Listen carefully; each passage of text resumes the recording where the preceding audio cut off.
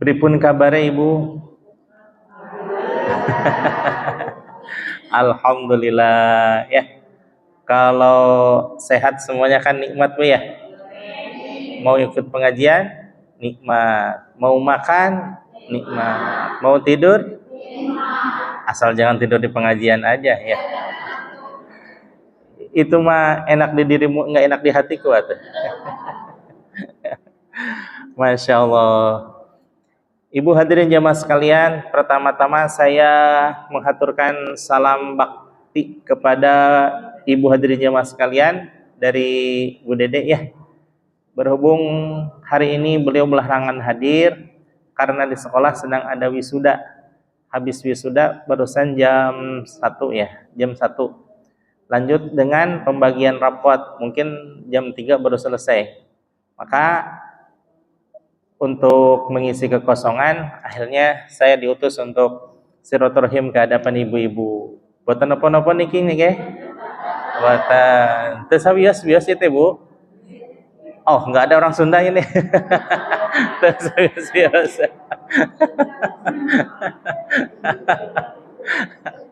Masya Allah ya. Udah lama kita nggak ketemu Ibu ya. Kalau bapak-bapaknya sering ketemu, kadang Jumatan, kadang malam Jumat.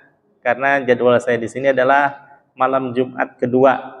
Sedangkan untuk khotib Jumat itu setahun 4 kali. Jadi hampir seringlah ketemu dengan bapak-bapak ya. Dan kali-kali ketemu dengan bapak-bapak di majelis zikir ya setiap hari Senin. Alhamdulillah. Di sini saya pertama dulu silaturahim ke GPM ini menghantarkan undangan dari Masjid Jami Taman Cilengsi untuk maulid. Nggak nyangka ketemu sama Ustadz Agus. Akhirnya karena pas minggu tersebut ada khotib yang berhalangan, saya diminta untuk ngisi. Akhirnya sampai sekarang, Bu. 2008 sampai 2024 berapa tahun tuh? 16 tahun ya. 16 tahun subhanallah hadir di hadapan ibu-ibu. Tentu saya banyak khilaf, banyak salah, terutama banyak ucapan yang tersilap. Untuk itu saya mohon dimaafkan. Ibu-ibu mau memaafkan? Alhamdulillah. Kalau ibu mah kelihatan nggak ada dosanya, Bu. Subhanallah. Ibu mah ahli surga ya, ahli pengajian, ahli majelis zikir. Lagian betapa taatnya kepada suami. Kata Rasulullah, barang siapa yang menjaga salat 5 waktu dan taat kepada suami, maka surga bagiannya. Subhanallah. Maka setiap saya lihat jemaah ibu-ibu, subhanallah, semuanya para ahli surga itu. Alhamdulillah. Mudah-mudahan silaturahim saya diterima dengan penuh kemaslahatan oleh ibu-ibu, dan insya Allah saya pun mengisi kajian ini dengan penuh silaturahim dan kekeluargaan insya Allah ya. Baik Ibu, entah wallahu alam ini kajian keberapa gitu ya.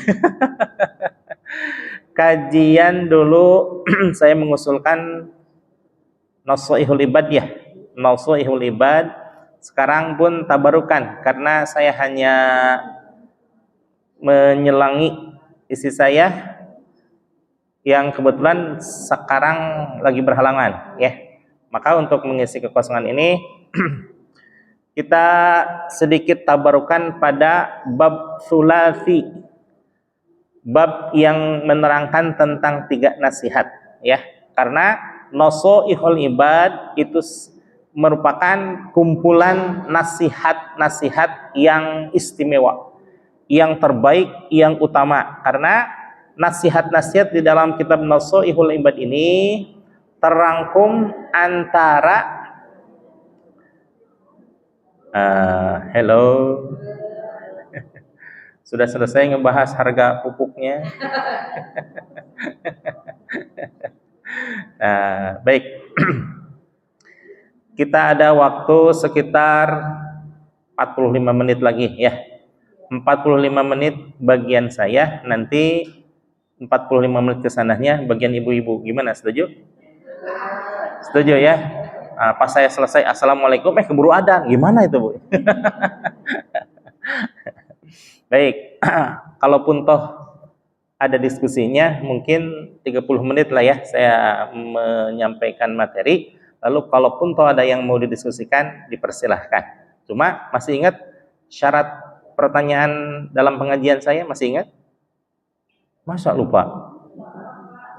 Lupa? Syaratnya cuma satu, Ibu. Syaratnya apa? Kalau nanya jangan nanggung-nanggung, yang susah sekalian. Kenapa? Kalau susah jawabannya pun saya tidak tahu, gampang kan? Tidak tahu gitu. Tinggal di PR kan ya. Walau alam ketemunya tahun depan gitu ya. Baik. Nah, materi yang terdapat di dalam kitab Nashihul Ibad ini merupakan kumpulan dari nasihat-nasihat yang utama. Nasihat yang utama tentu keluar dari lisan mulia orang yang paling utama. Kira-kira orang yang paling utama siapa? Siapa? Rasulullah Shallallahu Alaihi Wasallam.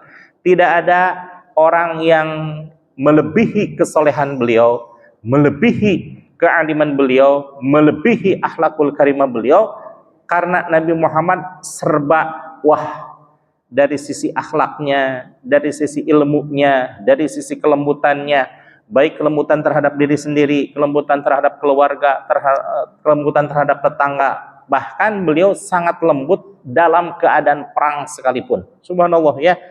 Dari sekian puluh peperangan yang beliau ikuti, hanya beberapa orang yang terbunuh oleh tangan beliau, dan membunuhnya pun itu hak, karena memang di dalam perang itu kalau tidak dibunuh ya membunuh. Tapi kalau Rasulullah Shallallahu Alaihi Wasallam tidak, membunuh itu karena dalam keadaan terpaksa, ya, membahayakan dirinya, kemudian beliau menghindar, membela diri, dan akhirnya ada kesempatan untuk menyerang lawan, ya terjadilah pembunuhan itu. Hak itu mah itu ya, bukan semata-mata ada nyamuk teplak jeblot gitu ya, darah gitu ya, itu pembunuhan itu. Tapi pembunuhan yang disengaja. Kalau Rasulullah, subhanallah, betapa sangat lembut Rasulullah Shallallahu Alaihi Wasallam terhadap pepohonan, terhadap binatang, terhadap sesama manusia. Yang paling fenomenal itu apa, Bu? Kelembutan Rasulullah Shallallahu Alaihi Wasallam terhadap Siti Aisyah. Ibu pernah dengar Rasulullah Shallallahu Alaihi Wasallam suatu saat kemalaman dalam beribadah kepada Allah, karena saking khusyuknya beribadah kepada Allah sampai lupa, waktunya sudah larut malam. Akhirnya beliau sendirian pulang. Pas diketuk, tok tok tok, assalamualaikum. Diam dulunya Rasulullah menunggu jawaban Siti Aisyah. Sudah sekian lama tidak ada jawaban. Ketuk lagi 3 kali, tok tok tok, assalamualaikum. Tetap tidak ada jawaban. Pas ketiga, tok tok tok, assalamualaikum. Tetap jawabannya tidak ada jawaban. Lalu apa yang dilakukan oleh Rasul? Apa nazong panto gitu? Tidak gitu ya. Tapi Rasulullah langsung menggelar sorbannya, dijadikan alas untuk tidur. Rasulullah tidur di depan pintu. Dan ketika saatnya qiyamul lail, tahajud diantaranya, ketika Rasulullah mau qiyamul lail, kebetulan Siti Aisyah pun mau qiyamul lail, karena waktunya subhanallah, karena sudah disetel secara ruhaniyah oleh Allah Subhanahu wa taala, jam sekian pasti bangun. Jam sekian pasti bangun. Kemudian ketika Rasulullah Shallallahu Alaihi Wasallam mau buka pintu, ternyata Siti Aisyah pun membuka pintu. Allahu Akbar gitu ya. Yang minta maaf duluan kira-kira siapa? Siapa? Rasulullah. Kalau yang umumnya kan Siti Aisyah, maaf wahai Kanda, saya tidak membukakan pintu karena saya ketiduran. Itu secara umum ya. Tapi yang pertama meminta maaf adalah Rasulullah Shallallahu Alaihi Wasallam, ya Khumairah, wahai istriku yang memiliki wajah putih kemerah-merahan, mohon maaf, Kanda telat datang sehingga ketiduran, maka Kanda tidur di depan rumah. Subhanallah. Tadi panggilannya siapa? Ya Khumairah, wahai orang yang memiliki kulit putih kemerah-merahan, seperti yang pakai shadow gitu ya. Nah, kan kemerah-merahan tuh ya. Tapi itu mah asli Rasulullah Shallallahu Alaihi Wasallam. Apakah boleh menggunakan panggilan ya Khumairah selain daripada Rasulullah Shallallahu Alaihi Wasallam misalnya? Boleh nggak memanggil panggilan ya Khumairah? Hah? Tidak. Jawabannya ini masih ragu-ragu, ini gampang ini. Boleh untuk menyenangkan istrinya, panggilan yang biasa mah atau neng atau bunda atau siapa, itu kan panggilan ya. Kan untuk adat ketimuran kayaknya nggak etis banget ya kalau memanggil namanya gitu ya. Misalkan namanya Dedek Rohayati, Dedek Rohayati, panggilan pantas nggak? Enggak ya, panggilannya apa? Umi atau bunda atau mamah ya. Kalau dipanggil ibu kalau sama suaminya dipanggil bunda atau mamah, berseri-seri nggak?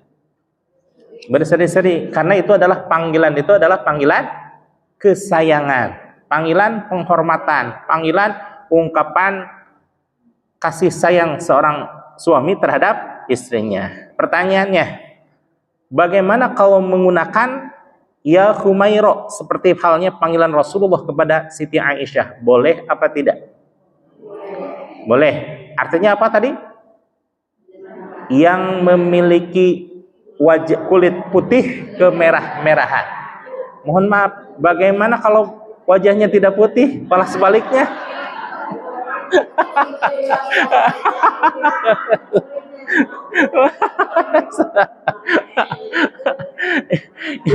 Kalau istri merasa senang, boleh-boleh saja ya. Boleh-boleh saja.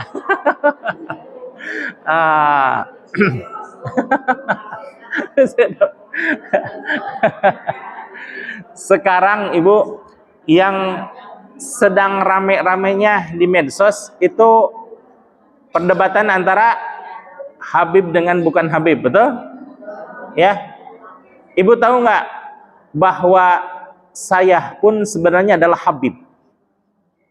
Saya adalah Habib, tapi itu khusus untuk istri saya. Kenapa? Ya Habibi, ya Habibi.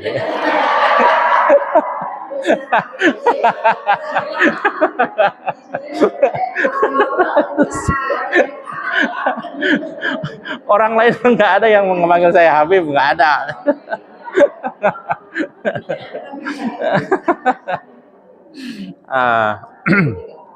Ya, betapa Rasulullah Shallallahu Alaihi Wasallam itu suri tauladan yang nyata. Laqad kana lakum fi Rasulillahi uswatun hasanah.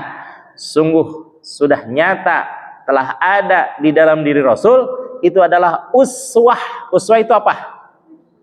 Contoh, suri tauladan, bukan sekedar mauizah. Adapun orang yang berada di hadapan ibu hanya sekedar mauizah. Mauizah itu apa? Hanya sekedar ucapan, sekedar nasihat. Hanya sekedar yang memberi nasihat sudah tentu mengamalkannya belum? Belum. Kenapa? Hanya sekedar mauizah, sekedar bimbingan, sekedar nasihat. Tapi kalau Rasulullah Shallallahu Alaihi Wasallam, makomnya sudah bukan mauizah lagi, tapi uswatun hasanah. Sifat Rasulullah, akhlaknya bagaimana? Berakhlak, akhlak mulia, atau dalam bahasa Arabnya apa? Akhlakul karimah. Akhlak yang sangat mulia. Ada nggak kira-kira, mohon maaf, orang yang memiliki akhlakul karimah seperti Rasulullah Shallallahu Alaihi Wasallam? Tidak ada. Yang ada itu apa? mendekati akhlakul azimah. Kalau Rasulullah akhlakul karimah, ya. Karena khuluquhul Quran, bahwa ada Rasulullah itu akhlaknya seperti Al-Quran, luar biasa. Al-Quran yang 114 surat, 114 surat, 30 juz dan 6.326 ayat, semuanya itu merupakan subhanallah pengejawantahan yang ada di dalam Al-Quran diterjemahkan oleh akhlak Rasulullah Sallallahu Alaihi Wasallam. Salah satu sifat Rasulullah sebagaimana diterangkan di dalam syair Al-Barzanji, wa kana an-nabiyyu sallallahu alaihi wasallam syadidul haya'i wat tawadhu'. Rasulullah itu syadidul haya'i wa tawadhu, sangat pemalu dan juga sangat tawadhu. Pemalunya apa? Apakah pemalu karena ketemu sama orang? Tidak, Rasulullah itu bukan pemalu seperti itu. Tapi Rasulullah malu kalau seandainya tidak memberikan apa-apa kepada manusia di sekitarnya, sehingga orang-orang di sekitarnya mendapatkan rahmat dan kasih sayang Allah. Subhanallah, ya. Betapa Rasulullah itu di dalam pikirannya bagaimana supaya orang mendapatkan rahmat Allah, bagaimana supaya orang mendapatkan keriduan Allah. Saya mah subhanallah, ya, malu itu kalau seandainya dulu malu kalau seandainya disuruh baca kitab di hadapan perempuan, malu seandainya disuruh ke warung oleh mama saya, malu gitu, ya. Itu mah tidak islami kalau gitu mah. Lagian tadi sifat Rasul, wa kana Rasulullah sallallahu alaihi wasallam syadidul haya'i wat tawadhu, Rasulullah sangat tawadhu. Ibu, artinya tawadhu, tahu artinya tawadhu?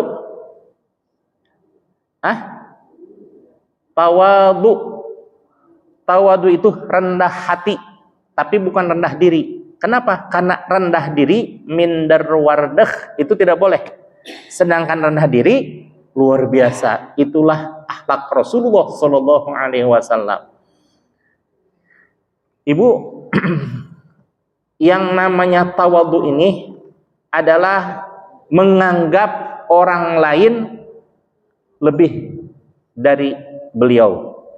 Misalkan melihat kalau akhlak dari Imam Al-Ghazali yang menerjemahkan dari akhlak Rasulullah Sallallahu Alaihi Wasallam, sifat tawadhu itu ada 3. Pertama, kalau melihat orang yang di atas kita, katakanlah lebih sepuh usianya, lebih senior dari keilmuannya, lebih dulu dari hijrahnya dan lain sebagainya, maka betapa sangat hormat Imam Al-Ghazali yang menerjemahkan dari akhlak Rasulullah Sallallahu Alaihi Wasallam.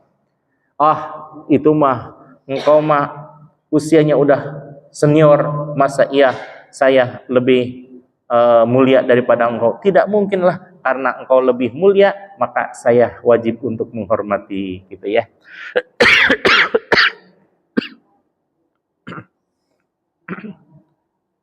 Saya akan kembali setelah yang satu ini, ya.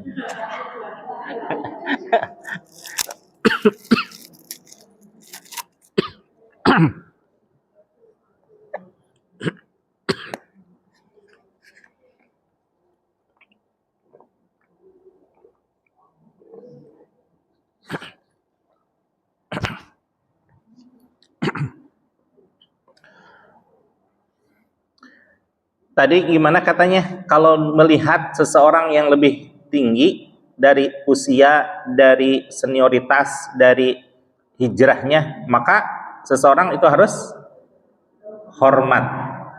Kemudian, kalau seandainya melihat kepada yang selevel dengan kita, entah itu usianya, apa keilmuannya dan lain sebagainya, maka tetap bahwa kita memiliki rasa hormat. Kenapa? Engkau mah luar biasa, ilmunya tinggi, akhlaknya istimewa, dan keilmuannya sangat istimewa pula. Tetapi saya mah tahu diri saya, saya selalu malas, saya selalu lupaan, saya selalu kadang tidak sungguh-sungguh dalam mencari ilmu, berarti kita adalah orang yang mengetahui akan kualitas diri kita. Betul? Nah, kalau melihat kepada orang yang ada di bawah kita, adik seperguruan kita, adik kuliahan kita, adik kelas kita, pokoknya yang lebih muda dari kita, maka sikap kita adalah menghargai. Menghargai, mohon maaf tadi, menyayangi. Yang ketiga, menghormati. Kalau yang di bawah apa? Menghargai. Oh, menyayangi ya, menyayangi. Kalau yang selevel, menghargai. Kalau yang di atas kita, menghormati. Itulah sifat tawadhu. Rasanya ibu-ibu semuanya tawadhu begini ya. Subhanallah. Insya Allah. Saya pun tawadhu ibu. Betul. Sampai saat ini saya tawadhu. Tawadhu apa? Bagi ibu-ibu mah menghormati, menghargai, menyayangi. Betul ya? Kalau tawadhu bagi saya tarak mawa duit.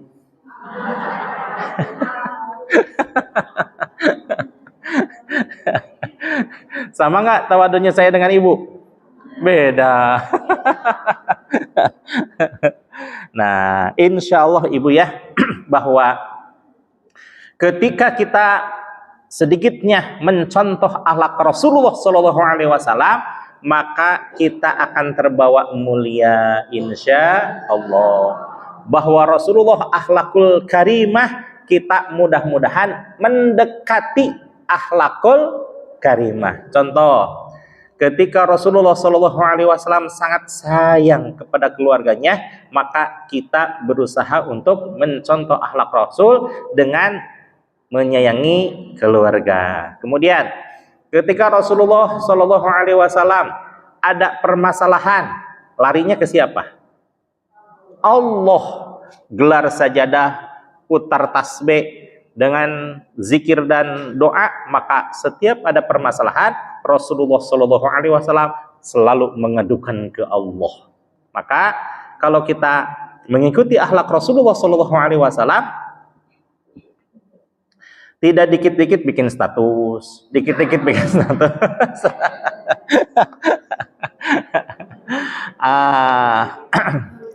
Ibu, kita dengan Rasul beda jauh apa beda tipis? Benar. Masa Rasulullah nih ya, Rasulullah dikit-dikit cari ilmu, dikit-dikit cari ilmu. Kalau kita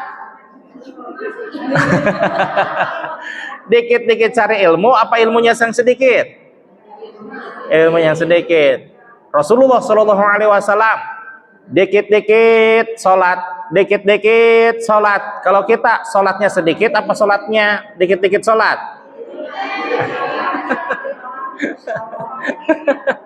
Ya, Rasulullah SAW di dalam kalbunya dikit-dikit ingat kepada Allah, dikit-dikit zikir. Kalau kita dikit-dikit zikir, apa sedikit zikirnya? Berarti beda tipis dengan Rasulullah ya. Namun alhamdulillah ibu, walaupun sangat jauh berbeda kita dengan Rasul, alhamdulillah kita insya Allah senantiasa mencontoh akhlak Rasul. Alhamdulillah. Baik ibu, di dalam kitab ini ada nasihat dari Rasulullah, ada yang nasihat dari Rasul itu berupa hadis, ya, hadis qauli, hadis fi'li, hadis takriri. Qauli itu bangsa ucapan, hadis fi'li adalah perbuatan, dan hadis takriri adalah ketetapan Rasulullah SAW. Ya, sedangkan di sini setiap bab itu ada ungkapan Sayyidina Abu Bakar, ungkapan Sayyidina Umar, ungkapan Sayyidina Utsman, ungkapan Sayyidina Ali, berikut ulama-ulama besar yang dijadikan nasihatnya, dijadikan salah satu rujukan di dalam kitab ini. Yang itu disebut dengan atharul ulama. Asar ya, asar. Bisa asar sahabat, bisa kalamnya para ulama. Ya, luar biasa Ibu ya.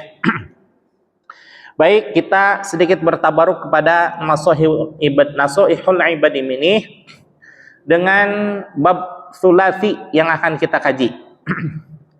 Bismillahirrahmanirrahim. Wa an Utsman, dan diterima dari Sayyidina Utsman radhiyallahu anhu, semoga Allah meridhoi kepada Sayyidina Utsman. Man tarakad dunya, barang siapa yang meninggalkan dunia, ahabballahu ta'ala, maka dia dicintai oleh Allah Subhanahu wa ta'ala. Ini perlu sedikit pemahaman Ibu ya, bahwa man tarakad dunya, meninggalkan dunia itu bukan berarti kita goodbye selamanya terhadap dunia, tidak. Kenapa? Karena Sayyidina Ali pun, ya Allah berdoa, ya Allah genggamkan dunia di dalam tanganku dan letakkanlah namamu, hanya namamu di dalam hatiku. Subhanallah ya. Berarti umat Islam boleh tidak memiliki dunia? Boleh tidak kaya raya? Wah. Boleh tidak memiliki warisan tidak akan habis sama 7 turunan? Oh, subhanallah ya. Luar biasa ya. Nah, sebenarnya kita pun sudah kelihatan kaya ini. Kelihatan kaya tuh ya. Coba bandingkan. Sekarang di dunia ini yang paling kaya di dunia siapa? Yang Ibu tahu gitu. Siapa? Yang paling kaya di dunia ini? Bukan, orang ini. Nggak apa-apa, saya bocorin aja ya. Yang paling kaya di dunia ini adalah Bill Gates. Bill Gates. Nah, Bill Gates itu memiliki kekayaan 7.000 triliun. Berapa katanya? 7.000 triliun. Tapi ada yang melebihinya, yaitu Steve Jobs. Steve Jobs memiliki kekayaan lebih sedikit, yakni 8.000 triliun. Masya Allah, 8.000 triliun bagaimana kayanya Ibu ya? Ada nggak yang melebihi kekayaan Steve Jobs? Hah? Ada, yaitu Sayyidina Utsman bin Affan. Karena Sayyidina Utsman bin Affan itu adalah pengusaha di zaman Rasulullah Shallallahu Alaihi Wasallam, dan hartanya diwakafkan, dan wakafnya masih tercatat. Kemudian berkembang sampai menjadi peternakan, sampai menjadi perkebunan, sampai menjadi hotel, sampai menjadi perguruan tinggi, sampai menjadi sekolah-sekolah Islam, sampai menjadi panti-panti asuhan dan panti jompo dan lain sebagainya. Sampai sekarang kekayaannya masih terus bergulir membesar, dan itu disalurkan pada yang tadi kebutuhan kaum muslimin. Luar biasa enggak? Berapa kekayaannya? 75.000 triliun. Berapa katanya? Kalau Bill Gates berapa?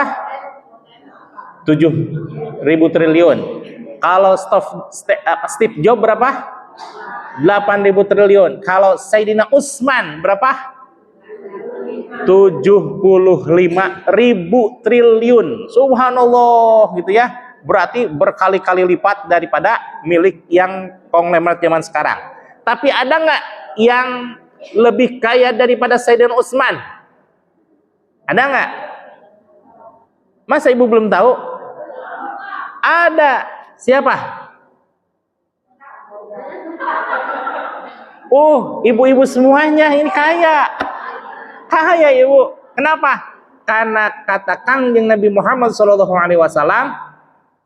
mangkana man sholat rakaataini, barang siapa yang melaksanakan sholat 2 rakaat qoblal fajri khairum minad dunya wa ma fiha. Barang siapa yang melaksanakan sholat fajar atau sholat sebelum subuh 2 rakaat, maka baginya kekayaan yang jauh melebihi seluruh dunia dan isinya dunia. Subhanallah. Itu lebih kaya daripada Sayyidina Utsman tidak? Lebih kaya. Bangga nggak ibu dikatakan kaya oleh Rasulullah Shallallahu Alaihi Wasallam? Bangga ya. Oh, yang ini yang bangga ini nggak sekarang 3,5 orang ini. Ya. Nah, ibu bangga dikatakan kaya oleh Rasulullah Shallallahu Alaihi Wasallam? Kok ini ngambang semua jawabannya? Sekali lagi. Mangkana man sholla rakaataini qoblal fajri, barang siapa yang melaksanakan salat fajar sebelum subuh 2 rakaat, khairum minad dunya wa ma fiha, jauh lebih baik daripada dunia berikut isinya. Dunia itu kekayaannya luar biasa ya, tapi kekayaan ibu di hadapan Allah dan Rasulullah jauh lebih baik daripada dunia, karena ibu melaksanakan sholat fajar. Ibu tadi melaksanakan sholat fajar tidak? Oh, badiah subuh nggak ada. Qobliyah subuh. Iya, yang namanya sholat fajar itu qobliyah subuh. Luar biasa. Berarti ibu di hadapan Allah dan Rasulullah sangat kaya. Kenapa? Karena dengan melaksanakan sholat 2 rakaat sebelum subuh itu, kekayaannya jauh melebihi dunia dan isinya. Alhamdulillah. Subhanallah. Ibu banyak fadilah-fadilah tentang kebaikan-kebaikan dunia. Seperti halnya ini. Mohon maaf. Ini bulan apa ini? Bulan apa ini? Zulhijjah. Kira-kira di bulan Zulhijjah ada ibadah yang sangat dicintai oleh Allah yang tidak ada di ibadah-ibadah di bulan-bulan yang lainnya. Ibadah apa itu? Ibadah kurban dan naik haji. Subhanallah. Sekarang katakanlah di perumahan ini kemarin yang kurban ada berapa di sini? Banyak lah, saking banyak gitu ya. Bandingkan dengan penduduk GPM ini, banyakan yang kurban, banyakan yang menerima daging kurban. Yang menerima daging kurban. Nah, pertanyaan saya, seandainya saya belum sanggup untuk berkurban kambing atau sapi, katakanlah 3.500.000 lah ya, macam-macam. Katakanlah 3.500.000. Apakah selamanya saya hanya bertopang dagu ketika melihat panitia membagikan daging kurban? Atau saya ikut berkurban? Ikut berkurban. Tapi kurbannya kurban hakikat. Kalau kurban syariat bagaimana? Menyiapkan uang 3.500.000, diserahkan ke panitia masjid, Pak DKM, saya nitip uang untuk dibelikan sapi patungan dan untuk nanti ibadah kurban. Baik, kata panitia teh, insya Allah saya terima kurbannya.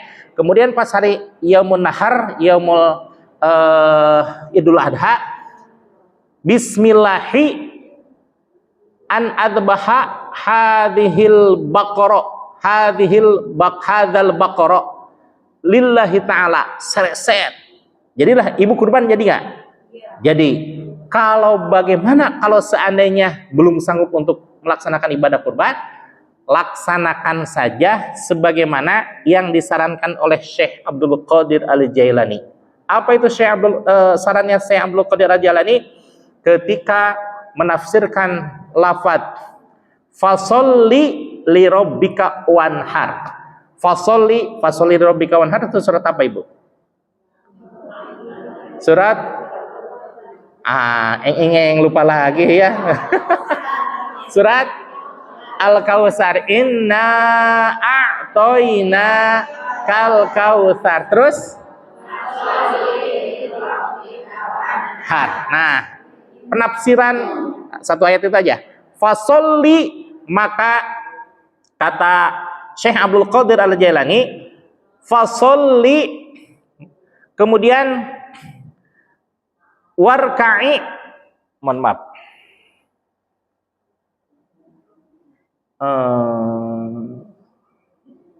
waj'al fi qulubika al istiqomah an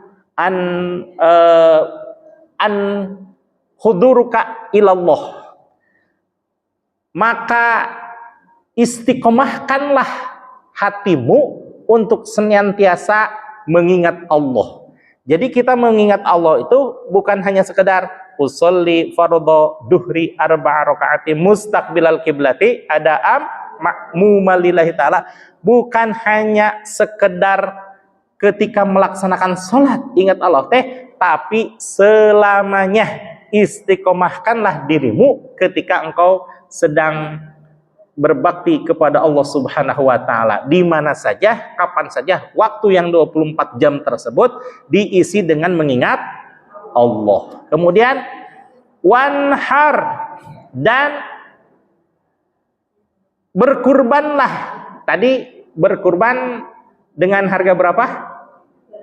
3.500.000. Berapa tahun sekali? 1 tahun sekali. Tapi ada nggak kaum muslimin yang belum sanggup untuk melaksanakan kurban? Ada. Maka yang belum sanggup, maka kurbanlah secara hakikoh. Bagaimana saran daripada Syekh Abdul Qadir Al-Jailani? Maka yang disebut dengan wanhar, maka berkurbanlah engkau fi nafsika wujuduka an sifatil hayawanat, menyembelih sifat-sifat hewan yang ada di dalam diri kita. Dalam diri ibu mah mungkin nggak ada ya, cuma dalam diri saya itu ada sifat-sifat domba, sifat-sifat kambing, sifat-sifat sapi, dan sifat-sifat unta. Salah satu sifat unta nih, sifat unta. Unta kalau dikasih makan, si unta atau si kambing atau si sapi peduli nggak bahwa itu rumput yang memang milik tuannya? Peduli tidak?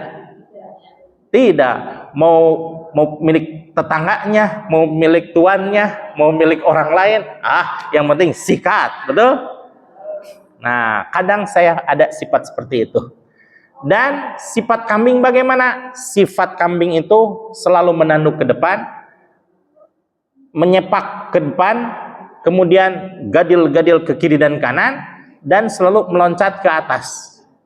Ya, itu sifat-sifat domba. Nah, ketika saya dirasa ada sifat domba, ada sifat sapi, ada sifat unta, maka di saat itulah saya menyembelih. Kata Syekh Abdul Qadir Al-Jailani kepada murid-muridnya, maka menyembelih sapi, domba, unta yang ada di dalam dirimu. Kapan itu pelaksanaannya? Kapan saja, ketika dirasa totorojolan, sifat hayawan ingin mengalahkan sifat basyariah, sifat kemanusiaan. Subhanallah. Jadi mengikuti Syekh Abdul Qadir Al-Jailani dan ulama-ulama yang bertasawuf, kemudian saya coba ikuti. Subhanallah, bukan lagi tiap tahun saya berkurban, bukan lagi tiap bulan saya berkurban, bukan lagi tiap hari, tapi setiap saat, bahkan bisa berkali-kali dalam satu hari, menyembelih sifat sapi, sifat kambing, sifat unta yang ada di dalam diri saya. Bisa dipahami? Ya, subhanallah ya. Tapi tetap pelaksanaan kurban syariat, ya setahun sekali nggak bisa, 2 tahun sekali, 2 tahun sekali nggak bisa, 4 tahun sekali, 4 tahun sekali nggak bisa, 10 tahun sekali insya Allah. Tapi usahakan bahwa kurban hakikat dilaksanakan setiap hari. Ibu tahu nggak kenapa rahasianya Syekh Abdul Qadir Al-Jailani dijadikan sebagai rajanya para wali? Kenapa?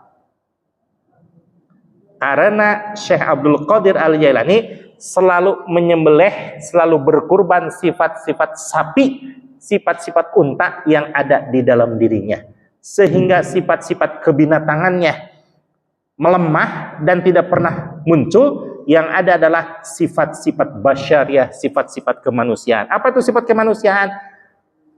Kasih sayang, merasa diawasi oleh Allah, kemudian bersikap wara'i, hati-hati di dalam memakan sesuatu, entah itu makanan atau minuman. Itulah sifat wara'inya para ulama, sehingga Tuan Syekh Abdul Qadir Al-Jailani karena sifat basyariahnya muncul, maka beliau dijadikan oleh Allah Subhanahu wa taala sebagai rajanya para wali. Tadi katanya ibadah apalah satu lagi? Ibadah haji ya. Coba perhatikan Ibu. Jangankan di komplek ini ya. Di Kabupaten Bekasi aja. Di Kabupaten Bekasi ada kira-kira 1000 yang ibadah haji. Berapa? Oh, insya Allah katanya, insya Allah lah gitu ya. Pokoknya katakanlah 1000 lah orang yang mau kesana ibadah haji ya. Dibandingkan dengan orang yang belum melaksanakan ibadah haji, banyakkan yang melaksanakan haji atau yang menonton Pak Haji? Menonton orang beribadah haji ya. Nah, kita lihat hakikat ibadah haji. Ibadah haji itu apa? Ibadah haji adalah perjalanan seseorang dari masjid menuju ke masjid untuk kembali lagi ke masjid. Saya ulangi. Ibadah haji adalah perjalanan dari masjid menuju ke masjid untuk kembali lagi ke masjid. Dari masjid, ketika di kampung halamannya masing-masing, yang pertama kali melaksanakan sujud syukur di mana itu? Di masjid. Di KBIH yang pertama kali tempat yang dituju mana? Masjid. Di Mekah pertama kali yang dituju mana? Masjid. Di Madinah pertama kali yang dituju mana? Masjid. Kemudian kembali lagi ke tanah air melaksanakan sujud syukur di mana? Jadi perjalanan haji adalah perjalanan seseorang untuk melaksanakan untuk melaksanakan memakmurkan masjid, dari masjid menuju ke masjid untuk, maka bagi kita orang-orang yang katakanlah belum sampai untuk melaksanakan ibadah haji, jangan dulu nunggu kening ini sujud di pelataran masjid Madinah dan Masjidil Haram, tapi sujudkan saja kening ini di masjid manapun adanya, entah itu di musola atau di masjid. Pokoknya masjid yang ada di hadapan kita, begitu terdengar suara adzan, pasti itu ada masjid atau musola, datangi. Insya Allah tidak bayar karcis, betul? Betul, tidak ada masjid yang bayar karcis ya. Dan semua orang diterima, betul? Pasti. Nah, maka sujudkan saja di masjid dan musola, di mana saja, kapan saja, dan dalam bagaimanapun keadaannya. Insya Allah suatu saat Allah akan Allah akan memantaskan kita untuk bersujud di Masjidil Haram dan Masjidil Nabawi. Amin ya Allah ya Rabbal Alamin ya. Dan juga jangan menunggu ke masjid itu, nanti saya belum jadi haji, takut dijadikan imam. Ke masjid mah ke masjid ya, nggak ada urusannya dengan jadi imam atau tidak. Kalaupun toh merasa saya mah tidak fasih, ya di pinggir-pinggiran saja. Kan pasti ketika terdengar suara adzan, entah 5 menit atau 10 menit, pasti ada orang yang mengimami, betul? Nah, insya Allah bahwa kita, suami-suami kita, putra-putri kita dijadikan oleh Allah Subhanahu wa taala sebagai pribadi-pribadi yang cinta masjid, pribadi-pribadi yang cinta perbaikan, dan pribadi-pribadi yang selalu melaksanakan kurban tiap tahun dan kurban setiap saat ya.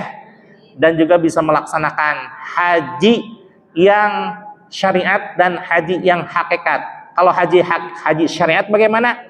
Siapkan uang 65 juta reguler sampai sekarang ya, atau uang haji plus 250 juta, atau haji furoda yang 450 juta. Plus kalau yang 65 juta waiting listnya 30 tahun sekarang. 30 tahun. Tapi itu mah terlalu jauh, mendingan haji jadi. Gimana kalau haji jadi? Haji jadi mah tidak perlu uang, tidak perlu biaya. Ibu sekarang sudah jadi haji loh. Amin. Amin. Dengarkan hadis Rasulullah Shallallahu Alaihi Wasallam yang diriwayatkan oleh Imam At-Tirmidzi. Bagaimana hadisnya? Man ghoda ilal masjidi. Barang siapa yang datang ke masjid. Berarti siapa itu yang disabdakan oleh Rasulullah? Seolah-olah warga GPM yang datang ke masjid, betul? Man ghoda ilal masjidi. Barang siapa yang datang ke masjid, la yura alaihi, yang tidak meniatkan di dalam kalbunya illa ayyata'allama khairan au yu'allimahu, kecuali untuk beribadah dan juga mempelajari hal-hal yang baik atau mengajarkannya. Faka'annama lahu ka'ajri hajin, maka seolah-olah orang tersebut mendapatkan ibadah haji, mendapatkan pahala haji. Haji yang bagaimana? Taman hajjatuhu, yang sempurna hajinya. Subhanallah. Jadi ibu di hadapan Allah Subhanahu wa taala dan Rasulullah sallallahu alaihi wasallam, setiap ibu datang ke masjid berniat untuk beribadah dan mengamalkan dan mempelajari ilmu, itu sudah mendapatkan pahala haji yang sempurna. Allah, haji yang makbul dan mabrur. Mudah-mudahan kita selamanya bisa melaksanakan taklim yang ada di masjid dan dimanapun adanya. Amin ya Allah ya Rabbal Alamin. Subhanallah ya. Banyak ibu fadilah-fadilah tentang keutamaan ibadah, tapi kalau dikeluarkan semua nanti waktunya habis gitu ya.